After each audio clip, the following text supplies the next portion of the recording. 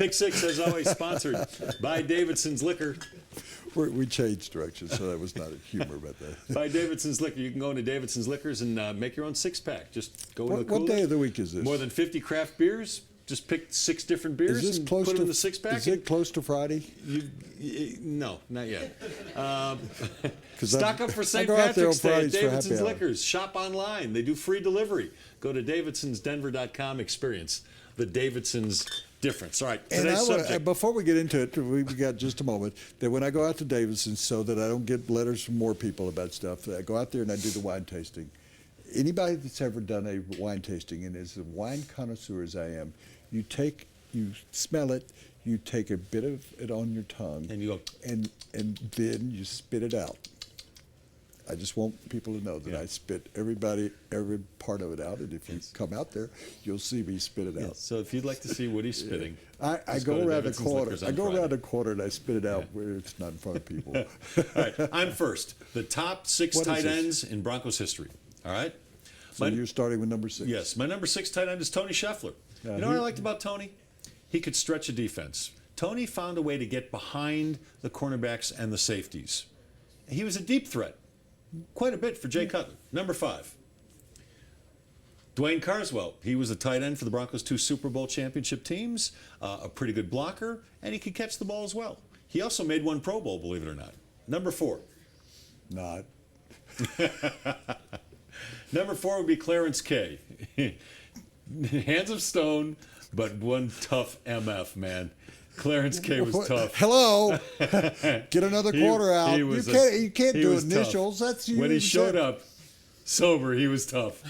Number 3. Yeah, you didn't want him. You made sure you lock your windows if you were a woman this time. He had some stalker problems. Julius Thomas. Just a very. I don't need to talk about Julius. You know. Number 2. 2-time Pro Bowler, by the way. Number 2, Riley Odoms, it should be Riley Odoms, not Riley Thomas. Riley Odoms, who I didn't see play. That was before my time, but as I read about him, I think he played 11 or 12 years here. He made the Pro Bowl 4 times, I think. He was an All-Pro twice. 2-minute warning. Ooh. And my number 1, no-brainer. I don't need to say. The guy who joined us earlier in the show retired as the leader in every pass-catching category in Broncos history before Rod Smith broke his records. Shannon Sharp. Okay, your turn. My turn. Those were pretty good. I would agree with some of them. I'm guessing that not the really majority will probably be on your list as well. Probably not. But Tony Scheffler, There's one. You and I got the same. He not only was very good here, but he went on to have a good career with Detroit. Yeah. I mean, it wasn't a long career, but he had probably 7, 8 years in the league. Yeah. And I liked him. Byron Chamberlain, you were talking about the Super Bowls. Byron Chamberlain, here's another guy. Was a nice backup to Shannon Sharp. Yeah. Then had a year or two. And one of Shannon's best friends, too. And then went on to the Chicago Bears and had a very good career there. Yeah. I should mention, I'll pause on this, they haven't had a wealth of tight ends. They've had 3 that have been exceptional, but they haven't had a wealth of. Boyd Brown, and you kind of laughed. Boyd Brown? Boyd Brown was drafted in the 17th round, back when they had 17 rounds. He was a backup here. Backup Boyd Brown. Say that 3 times. He was a backup, but he was on the first Super Bowl team 77? as a backup tight end to Riley Odoms. And Boyd Brown would have been a starter on this team if it weren't for. What are you doing? Ignore that. Is that your stomach? I hope people heard that at home. That was interesting. But Boyd Brown, I want to put him in there because he was good, better than he got credit for it. Had 6, 7 years here. Julius Thomas, we've already talked about him, and then you go on to the people that are good. Next would be Riley Odoms. They got it right for me. Riley Odoms. Riley Odoms was very special, and when I see Riley Odoms, we always do a hug. And Riley has gained a few pounds since he played. He would now be a nose tackle in the NFL.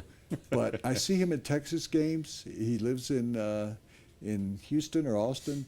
Riley Odoms is one of the greatest guys in the world, and it is a damn shame. And one of the reasons why I quit the Ring of Fame committee is that they wouldn't put Riley Odoms and Rick Upchurch both belonged on the Ring of Fame, and someday I hope they actually go back and Well, consider Rick is it. in now, but Riley's I know, still not. Yeah, well, but I quit because they wouldn't put those two players in the Ring of Fame. And Shannon Sharp was number All one. right, so 4 out of the 6 we agreed on, including the top 3 in order. Well, you're so proud of yourself. Put the No, quarter you in told the me jar. at the beginning that we probably won't be in agreement on most of these. We were in agreement on most of them. You didn't see Riley Odoms. You didn't know about Boyd Brown. You never knew he existed. And Byron Chamberlain was a better tight end than 3 of the guys I'm you had on there. friendly with Byron Chamberlain. Okay, well, We're then I can Facebook imagine friends. put it up. So that wraps it up for today.